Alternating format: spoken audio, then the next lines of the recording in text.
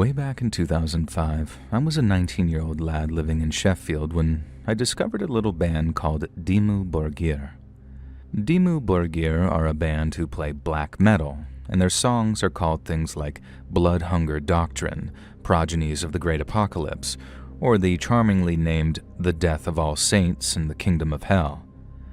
They dress like you might imagine them to as well, as in nothing but leather, boots with spikes on, and lots of what they call corpse paint. Picture the band Kiss and the way they paint their faces. Now imagine the most monstrously unsettling version of that possible, and that's what corpse paint is. They're not trying to look cool as such, they're trying to look genuinely unsettling, and from the moment I saw it, I was entranced. But it wasn't just the music or the clothes that fascinated me. It was the culture, and that culture can be best summed up with the story of a band called Mayhem. Or maybe it's more of a chapter in the story of Mayhem, but it's a big one. So, long story short, one current member of the band Euronymous and a former member of the band Var Vikernes got into a dispute involving royalties. But then, rather than see each other in court, they got all gangster rap about it and started issuing death threats to one another. Eventually, the former band member tracks down the current band member and pays him a visit at home. Then, after a violent struggle, the current band member is murdered. The police then raid the murderer's house only to find a ton of ammunition and explosives, and while he denied planning some sort of attack in court, the police put forward a pretty convincing argument that he was planning one, and he was sent to prison. Now, I know how childish this is going to sound, but I'm almost of the opinion that if you don't regret at least some of the stuff that you did and thought as a teen, you neither lived nor grown. But back when I first read all that stuff about Dead and Euronymous and Var Vikernes, I thought it was cool. These guys didn't just talk the talk, they walked the walk. They didn't just write about pain and suffering and death, they were actively inflicting and reveling in it, and something about that authenticity was magnetic to me. The same could be said for tens of thousands of other fans too, fans who saw their own anguish and frustration reflected back at them through black metal music. A big theme in black metal was a rejection of modern society, with fans saying they felt more at home in the woods than in a town or city. And so there were all these interlinking themes of violence and isolation, anger and depression, all wrapped up in a Satan-worshipping bow. And while that all might sound quite standard for a teenage boy and his innate sense of rebellion, black metal attracted a much more genuine sort of malice. As I got more and more into black metal, I started making friends who shared my much more darker tastes. I still chilled with my old metalhead schoolmates, and I still count one of them as a close friend even all these years later. But then once a week I'd head over to a black metal night at a metal pub we used to frequent, and that's where I met Toby. Toby called himself Corpse Eater, but I'll just call him Toby here. Of all the black metal fans that used to drink in the Dove and Rainbow, he was the most hardcore. He also had what you might call an aura of darkness about him. Toby didn't just make black metal his whole personality. He'd actually been to Norway, the genre's birthplace, and had visited the site of the Holmenkollen Chapel. It had been rebuilt by the time he visited, and it had been burned down in the early 90s by the same guy who murdered his former bandmate, Varg Vikernes, and to Toby, seeing it was akin to a religious experience. He considered it a kind of pilgrimage because he wanted to do exactly the same thing in the UK. It was also a pilgrimage that was recognized and respected by black metal fans everywhere because Toby had basically spent all his money on a ferry ticket from Newcastle to Norway via Amsterdam, then begged, borrowed, or stole in order to eat and travel. He told people he slept outdoors in Norway in the middle of winter and that he'd nearly died as a result. I didn't quite believe all that at first, but Toby had the photographs on his phone to prove it. There were several grainy selfies of him taking shelter in a shop doorway in Oslo, and he had actual snow clinging to his big black beard. I had to admit, I was impressed. Not quite in awe like some of the other black metal fans who drank in that bar, but impressed nevertheless. Then over weeks and months that followed our initial meeting, me and Toby got to be good friends. Toby was good fun, but he was wild. And I mean really wild. He didn't work, but he didn't claim benefits either. Yet somehow he always had a bit of money to spend on vodka or secondhand leathers, and if you ever asked him where he got it, he'd always reply with a variation of mind your own business. And that's why I didn't ask any questions when he told me he got 2 tickets for a music festival called Bloodstock, which was taking place down near Derby for a few days in August. And while Bloodstock isn't strictly a black metal festival, it's about as close to one as we were going to find. He made me give him the money for the ticket, and it was also my job to get a hold of a tent and a lift down to Derby, but I was well up for it, and I was chuffed that he'd actually bought me a ticket. Toby could have picked anyone to take to Bloodstock, but he picked me, and while that was probably because he knew that I had access to both a car and a tent, it still felt special, I guess. We drove down on Friday the 14th, and we parked my car and started making our way towards the gates, and I thought we were in for the time of our lives. It was my first ever music festival, and I was buzzing to be there. Toby, on the other hand, being a few years older, had been to loads, so he took the lead. We found ourselves a spot to camp at the very edge of an open field, so we had trees on one side of us and a sea of tents on the other. We then set up the tent, found ourselves a burger van and had some food, and then wandered around the festival site catching bands as we went. We were drinking all day, and then the last thing I remember before almost blacking out completely was catching Arch Enemy on the main stage. And the next thing I remember is waking up in my tent the next morning, on my own. Toby had decided to sleep among the trees, on the ground, with his shirt off, and he was still passed out when I went looking for him and eventually found him. We were both pretty hungover, so obviously not feeling our best, but there was something about the way he was acting that put a bit of tension in the air. You see, Toby was always a very dark and moody sort of person, and while you met a lot of people like that in the black metal community, being either angry or depressed or hateful was kind of their whole personality. He had his moments of kindness and compassion, but only here and there, and you only ever saw him like that if you were very close with him. But then, even after all of his brooding and moodiness, there was something extra dark about Toby that morning. Toby didn't really like the sound of his own voice, and by that I mean he was a real talker. I didn't mind, to be honest. He was always coming out with juicy pieces of black metal lore and stuff, so it was interesting for the most part. But then that morning, there was hardly a word out of him. I kept asking if he was all right, if anything had happened the previous night that I wasn't remembering, but he said he was fine and that he was just regretting the amount that he had to drink the previous night. Apparently he'd wandered around until sunrise after I'd crashed in our tent and had enjoyed some very interesting conversations with someone he'd met on his travels. I asked if it was anything I'd find interesting, but when he just shook his head, I decided to leave it. Toby seemed to perk up a little bit after we got some breakfast and had ourselves a little bit of a baby wipe shower. And then after covering ourselves in corpse paint, we started to get very excited as we made our way to the stage where Cradle of Filth was playing. It was the most animated I'd seen him for quite some time, and at first, he was in a good mood, and people around us were enjoying his antics, some of which included Growl screaming the words Av Satanus and pouring packets of fake blood all over himself when he was already covered in corpse paint. But then once Cradle of Filth took the stage and started their set, Toby went absolutely haywire. At first, all he did was headbang and scream along with the songs, but then about halfway through the set, he started getting physical with me. He'd grab me by the shoulders, scream in my face, and sometimes he'd bang our foreheads together so hard it actually hurt. But as weird as it sounds, I didn't really mind. We'd actually do stuff like that quite often back in my flat after the pub, so I just screamed back at him and joined him in the headbanging. But then he started doing it to other people, and some of them didn't seem to appreciate it at all. A few guys seemed to enjoy it at first, when Toby grabbed them and started screaming, but when he headbutted them hard enough for it to hurt, they'd either shove him off or try and go for him, at which point his mates would hold him back to stop everyone getting carted out by security. I tried to calm him down a bit to get him to stop hassling people near us, but not only would he not listen, he got worse and worse and worse.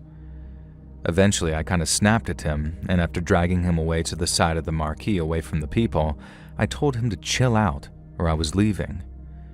And his response was to throw a punch at me, a really bloody hard one too, and if he hadn't been so drunk, it might have connected. And well, that was it. I went mental.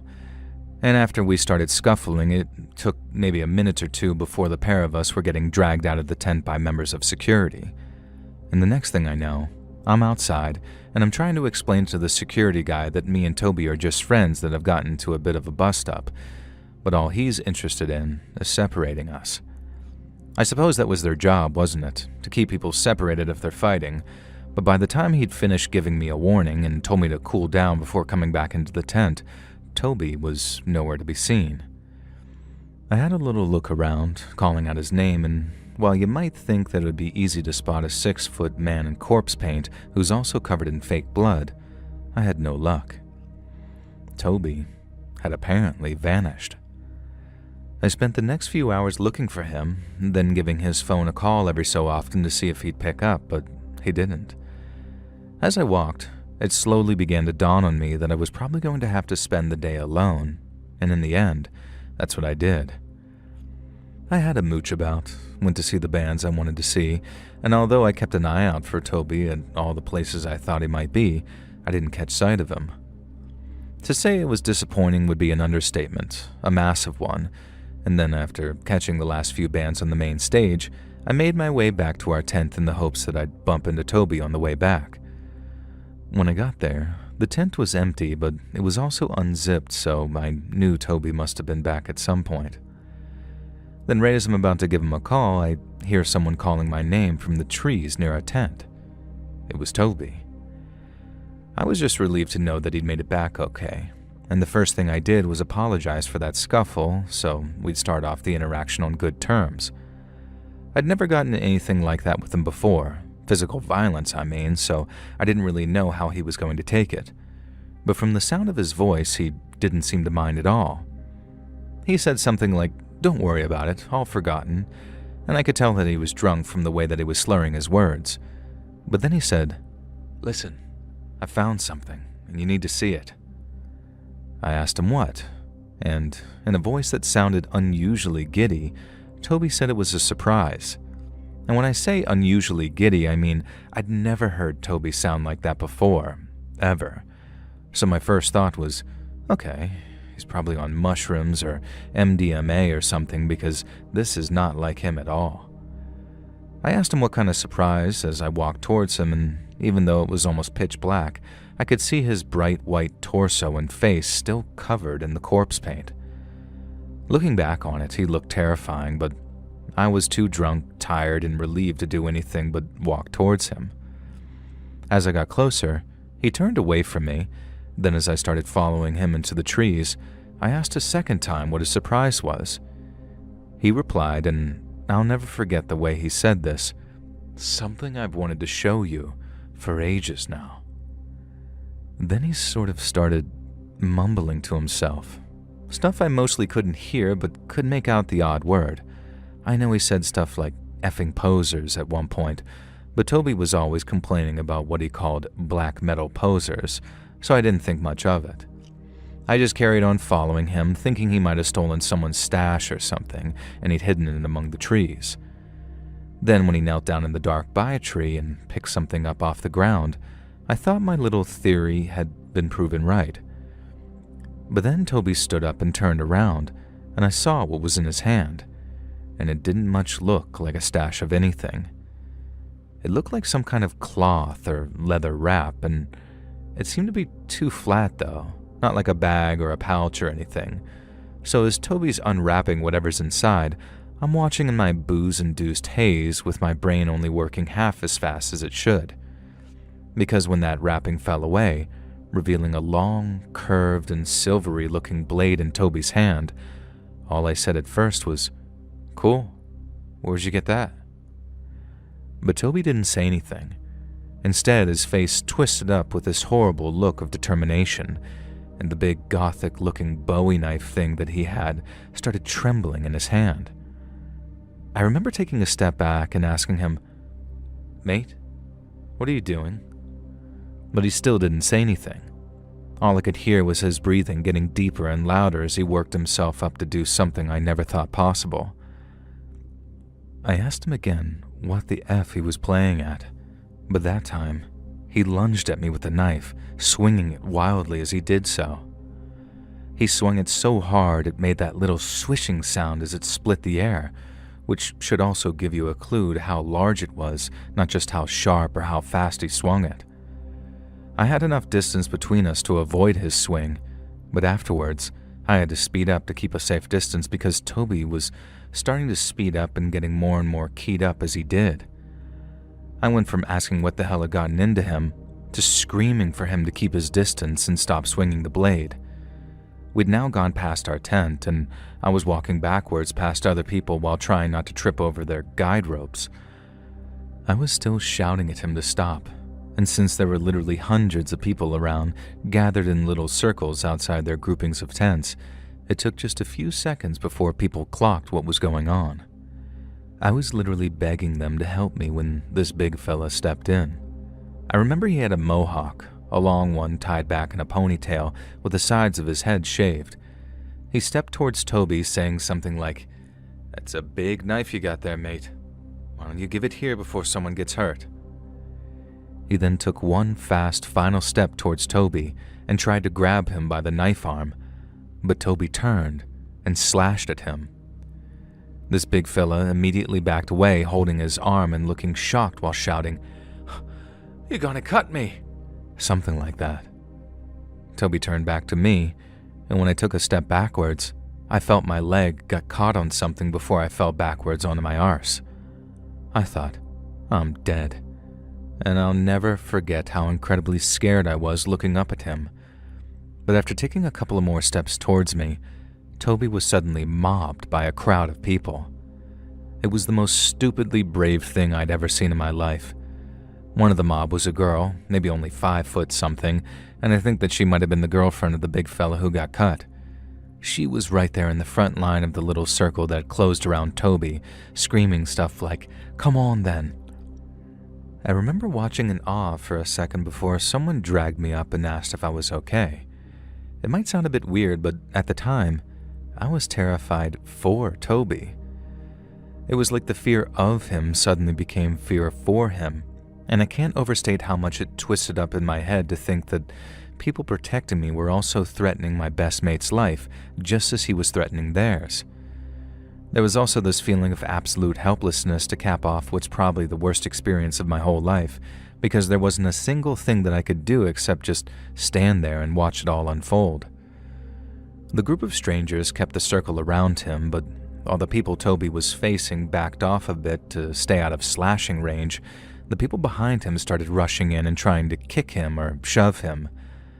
They were hit-and-run attacks, so Toby would spin around slashing, but they'd immediately back off.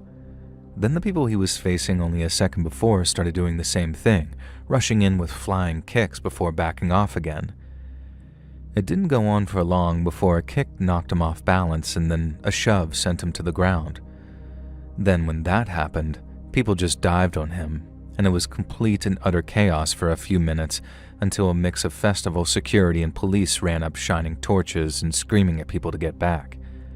It was madness, complete and utter madness, and I had this horrible feeling of dread that when they cleared away all those people, there might be 1 or 2 who didn't get up again, Toby included. Once the police arrived, it didn't take long before people either ran or backed off from kicking the crap out of Toby.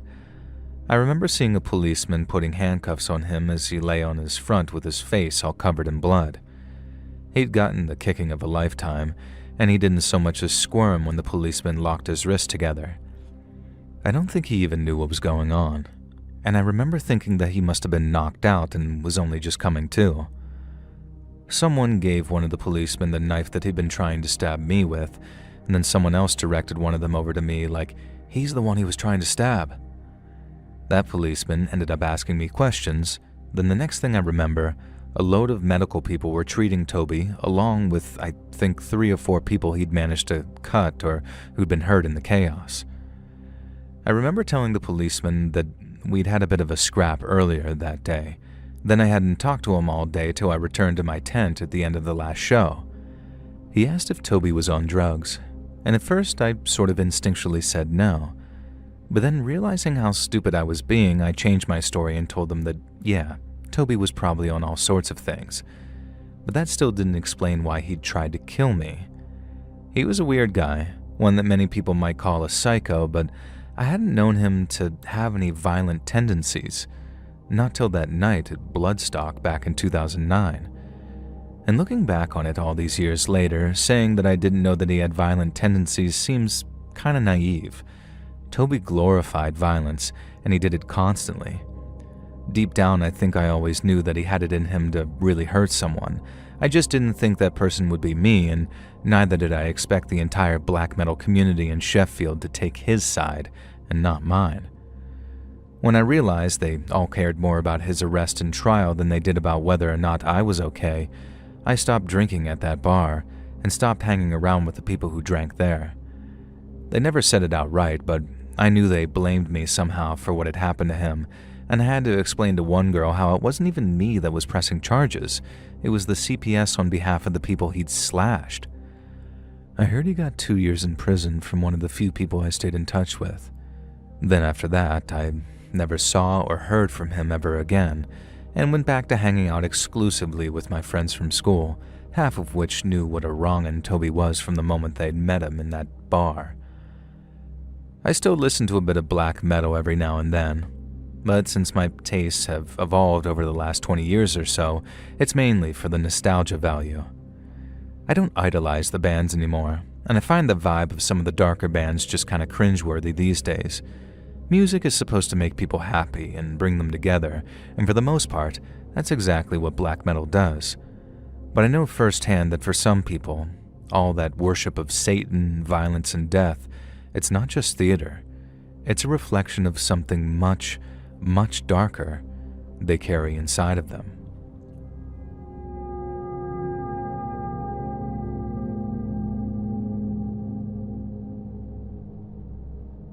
My name's Sarah, and going to a music festival a few years back was somehow one of the best and worst decisions I have ever made in my life.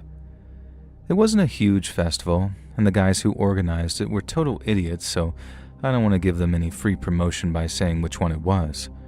But it took place in the middle of nowhere, in a whole bunch of fields, and it was mostly EDM all night until dawn. We bought our tickets online, bought camping equipment, and the whole deal. And we were super stoked to attend, and while that first night was amazing, the second night, not so much.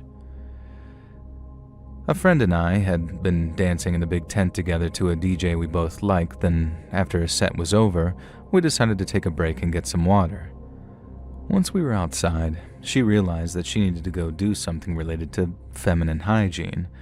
I offered to join her, if only for the company, and she said no, it was fine, that she'd just go to our tent and come straight back again. I was like, okay, cool, and then watched her walk off before heading back inside with my water. Now, I'm a girl in my 20s. I work out and I've been told I'm pretty, so I'm used to a certain amount of male attention, and I'm not obnoxious about it. I usually just lie and tell the guy I have a boyfriend, even in situations where I might kind of be into a guy, because I don't want to have to play the dating game when I'm just trying to have fun with friends, you know? I'd already had one or two guys shoot their shot with me, and they'd taken it like gentlemen when I kind of told them to buzz off. But then this one guy started trying to dance with me. Some dumb, sloppy drunk in a dirty white tee who smelled like stale beer and cigarettes, and he would not take no for an answer. It got to the point where I just wasn't having fun anymore, so I waited for an opportune moment to slip away from the guy and then walked all the way outside the tent to wait for my friend outside. I thought that I'd given the guy the slip at first, like I really did wait till his back was turned away and darted off into the crowd and toward the exit. But somehow he managed to tail me outside and then started asking where I was going and why I was ditching him.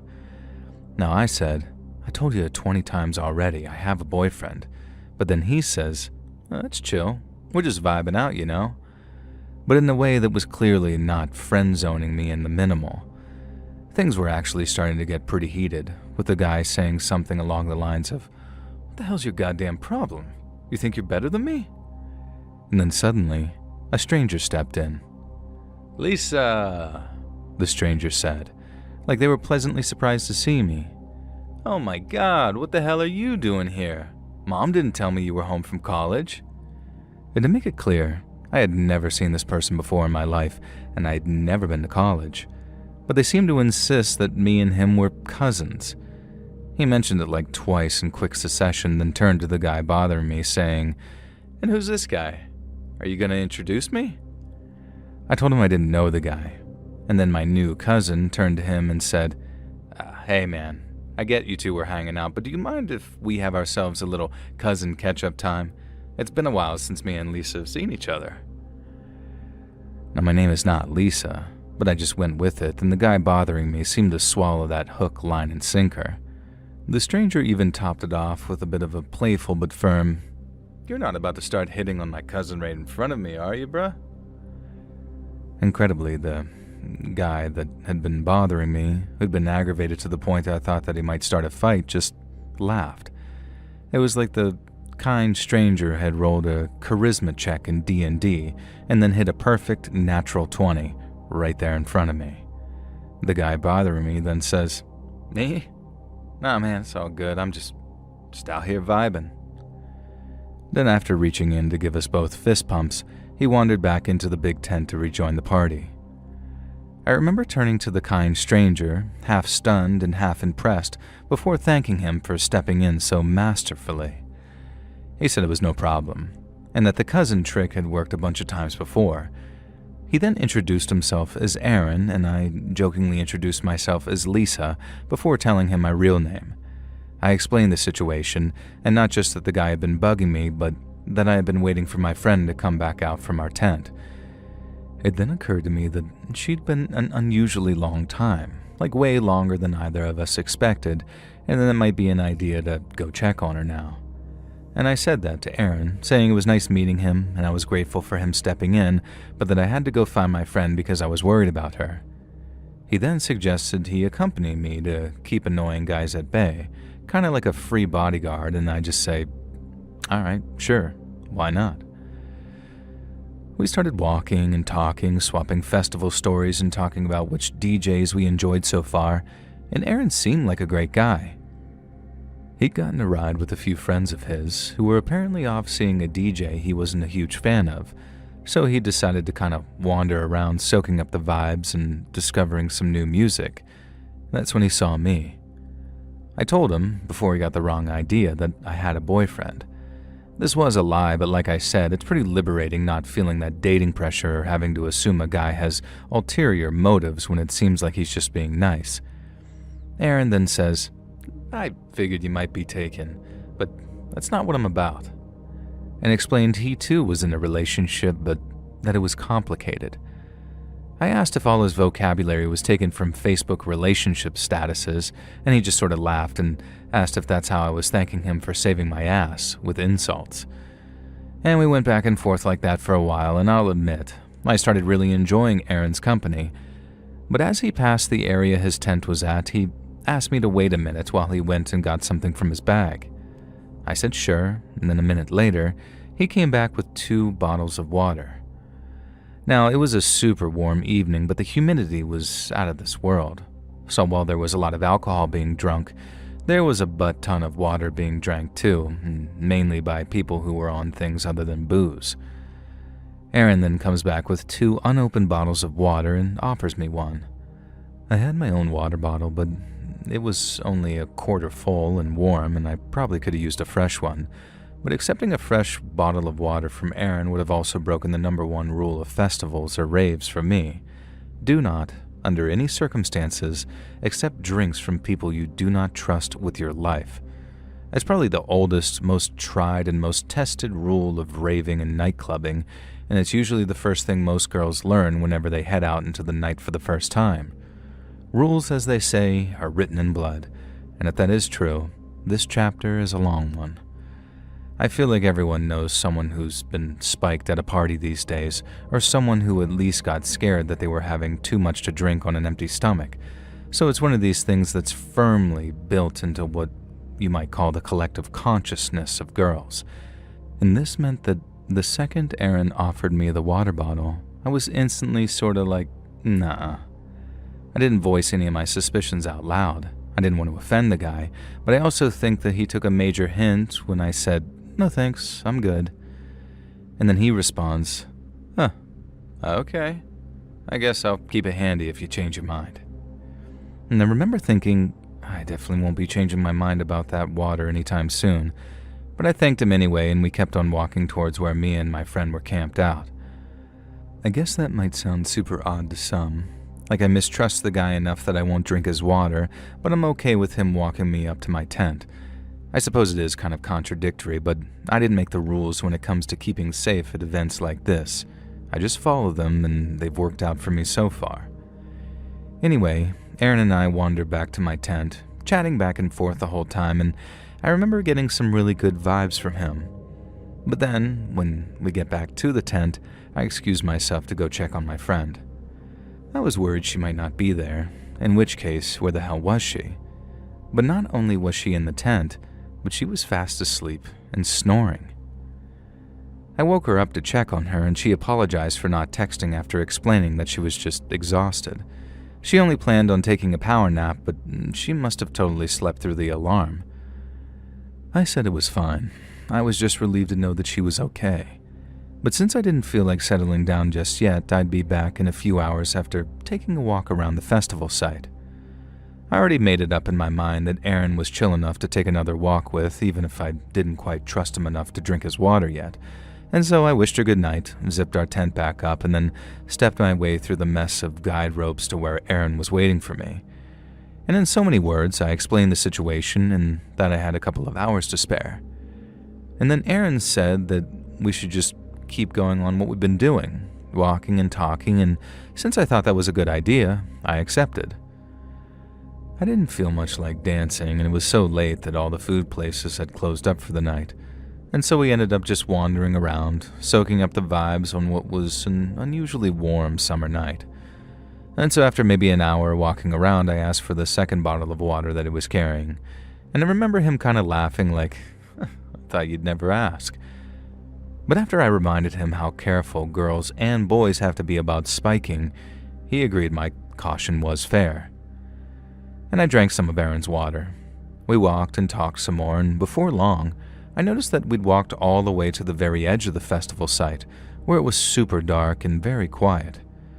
We traced the edge of the area, and Aaron started to get a little flirty, but I figured that he'd earned a chance to shoot his shot once he'd been walking around with me for so long. But then, it struck me.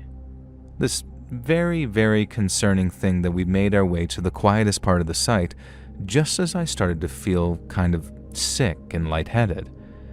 And it also struck me as really concerning that the feeling of nausea and shakiness had come on right as I was halfway through the water Aaron had given me. I didn't tell him what I suspected. I just asked if we could walk back to the tent, and then started walking very quickly back towards a well-lit public area. Aaron asked if I was okay, and although I told him I was fine, I was feeling more and more shaky and lightheaded with each step I took. I realized that if whatever I was feeling was the result of something I drank, I needed to empty my stomach, and fast. So I made a beeline for the tree line to stick 2 fingers down my throat, but not after telling Aaron, "Don't you follow me," before I did. And I puked my guts up, till nothing but bile came out of my stomach and it was completely empty. And then as I wiped my face clean and wandered back towards Aaron, I felt my head clear.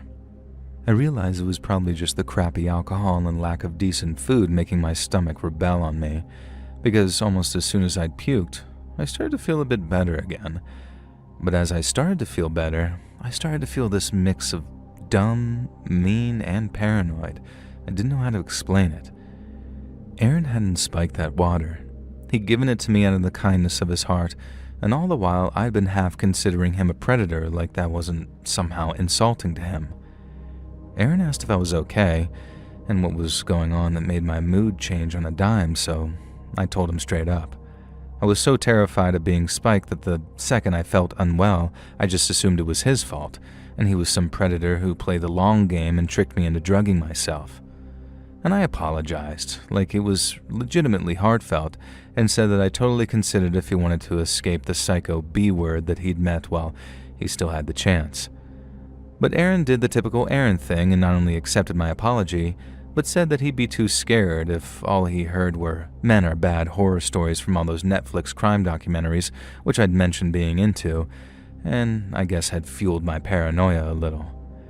He was super understanding about it, but said I owed him a new first date because I'd ruined the first one by accusing him of roofieing me.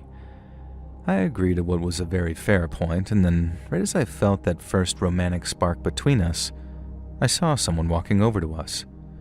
It was the annoying, sweaty drunk guy from before, and not only had he heard Aaron using my real name, he'd heard him talking about our little date. Aaron couldn't see him, but I guess he had read my face when I realized who was walking over, and then by the time he turned, he only managed to get out a word before the drunk guy threw a punch. He might have been sloppy drunk, but the punch that he aimed at Aaron's face was both powerful and accurate. And that might make it sound impressive, but the sound that it made was disgusting, like a slap so loud that it sounded almost like wet. Aaron hit the dirt immediately. He was knocked out cold, and then the guy started talking. "Don't seem like no cousin to me, asshole," he said, all sloppy and all drunk. "You think I'm stupid or something, huh? Is that it? You think you're better than me?"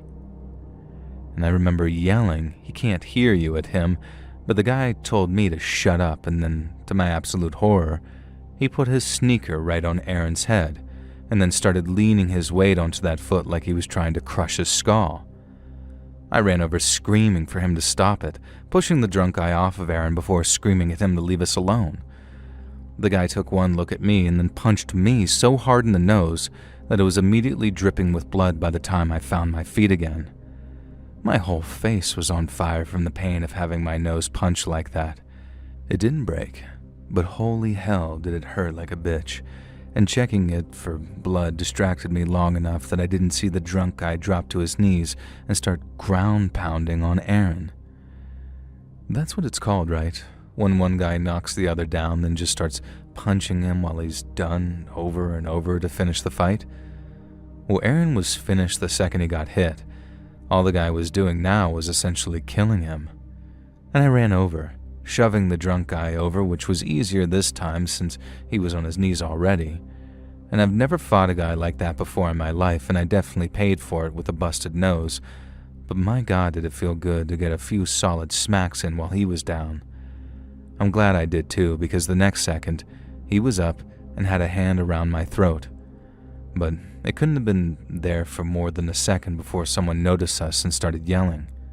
And the next thing I know, the drunk guy is throwing me to the ground, and by the time I got up again, I saw maybe 5 or 6 guys running over and pushing him off, saying, "You're hitting a girl, bruh? What is wrong with you, dude?" All that kind of stuff. The drunk guy threw a punch at one of them, then he took one back that knocked him on his ass. But the group showed restraint. They didn't mob him. Instead, one of them got the drunk guy in some kind of judo hold, like grabbing the guy's arm and pulling it, and then he was in way too much pain to do anything but lie there till security essentially showed up. And while security took care of the drunk guy, I asked the guys who came to help me to go get medical help, and they did. A few minutes later, a bunch of first aiders showed up as Aaron was starting to wake up, but by that point, his face was a total mess. The drunk guy had connected with a solid few punches, and his nose, eyebrow, and bottom lip were all bleeding pretty heavily. The medical folks got him on his feet, and then I accompanied him to the little medical tent where he got some basic treatment while being checked out for more serious injuries. It was almost 3:30 in the morning by that point, so Aaron had to call his brother over and over until he woke up.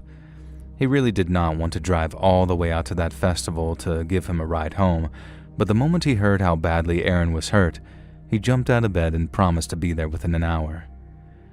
Aaron and I waited together on that dirt road that led to the site. Then not long after, his brother showed up, mad as hell about what had happened. We swapped cell numbers before they drove off. And the next day I spent almost the whole ride back texting with Aaron back and forth and arranging that date that I'd promised to let him take me on. And we've been dating ever since. In fact, Aaron is the longest relationship I've ever been in, and we're still going strong almost 3 years later. He sometimes makes fun of the way we first met. Like sometimes he'll bring me coffee and say something like, "Careful now, you don't know what I might have laced that with." But I take it on the chin because nothing worth having comes easy, and trust when I say, it's hard to come by.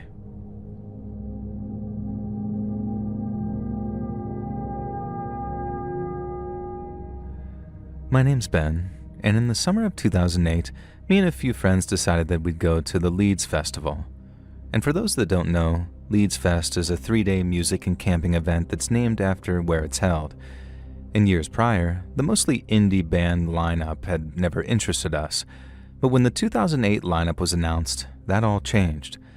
Leeds 2007 featured the likes of Arcade Fire and Kings of Leon, with Fall Out Boy delivering a twist of pop-punk.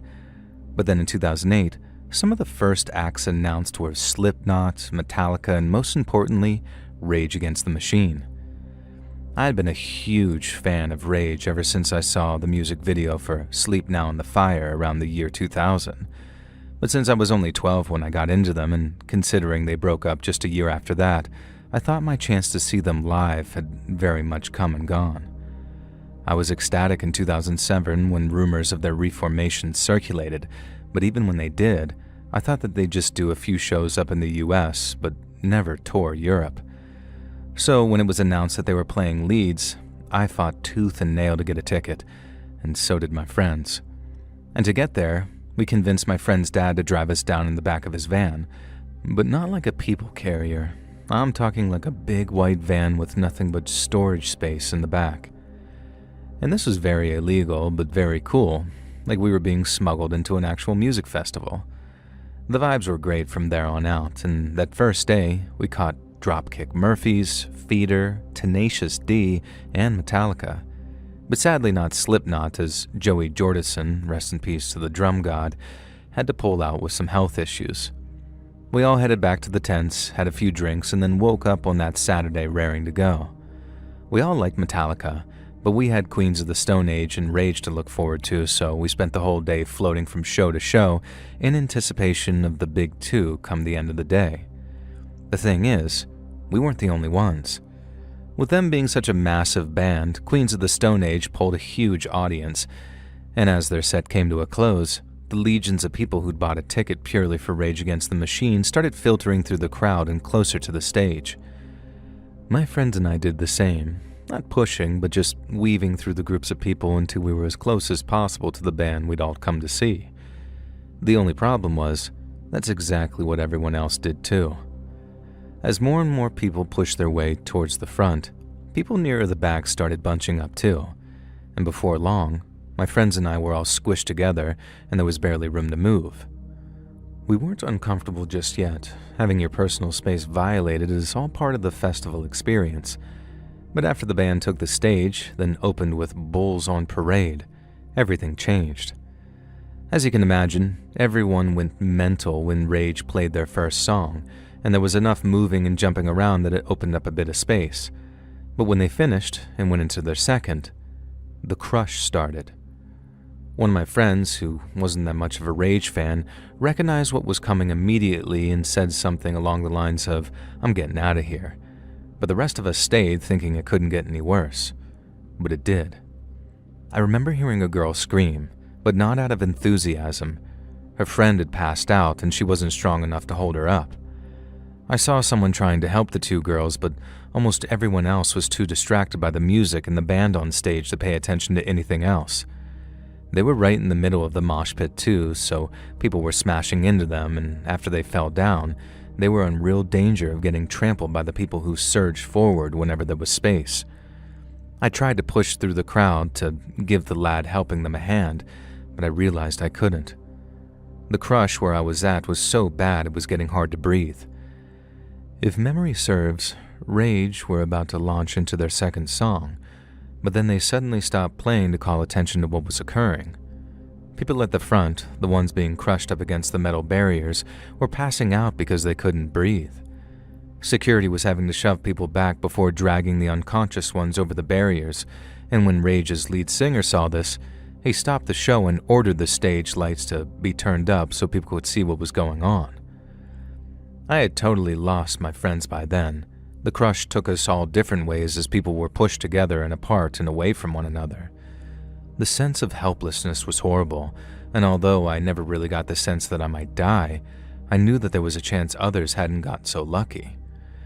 But as a friend of mine pointed out, there was a kind of naive ignorance in me thinking that, which probably amounts to some kind of mental shield.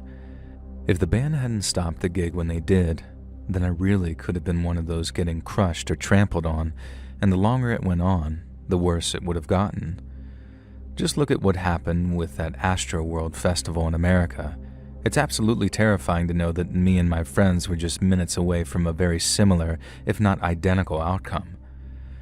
The second there was enough space, I started pushing my way through the crowd quite forcefully, and I won't lie, I was properly panicking by then, and I didn't care if I'd waited almost a decade to see Rage Against the Machine.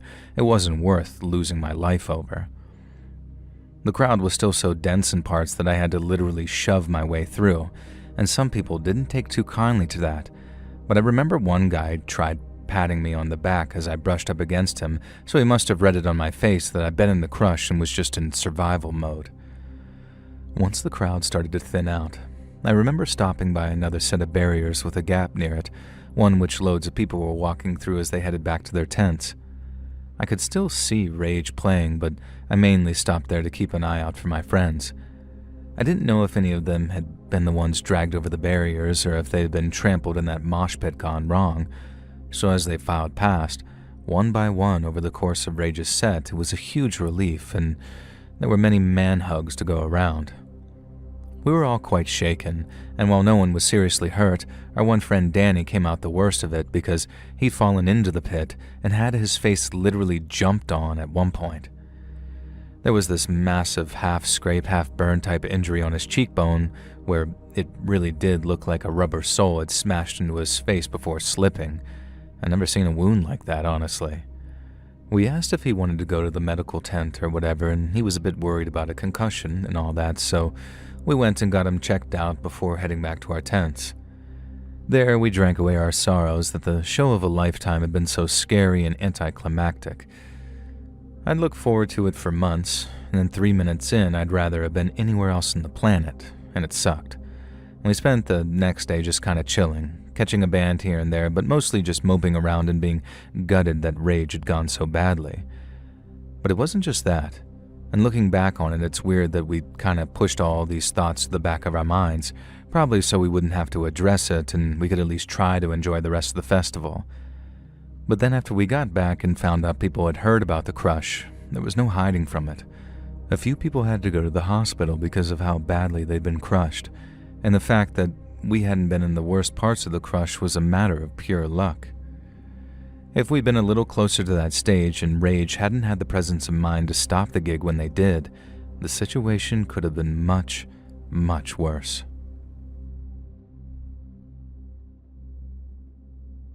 Hey friends, thanks for listening. Click that notification bell to be alerted of all future narrations. I release new videos every Monday and Thursday at 9 p.m. Eastern Time, and there are super fun live streams every Sunday and Wednesday night. If you got a story, be sure to submit them over at my email, letsreadsubmissions@gmail.com, and you might even hear your story featured on the next video. And if you want to support me even more, grab early access to all future narrations and bonus content over on Patreon, or click that big join button to hear about the extra perks for members of the channel, such as me sending Freddy Fazbear to your house. And check out the Let's Read podcast, where you can hear all of these stories in big compilations. Look at it anywhere you listen to podcasts. All links in the description below. Thanks so much, friends. And remember... Russell!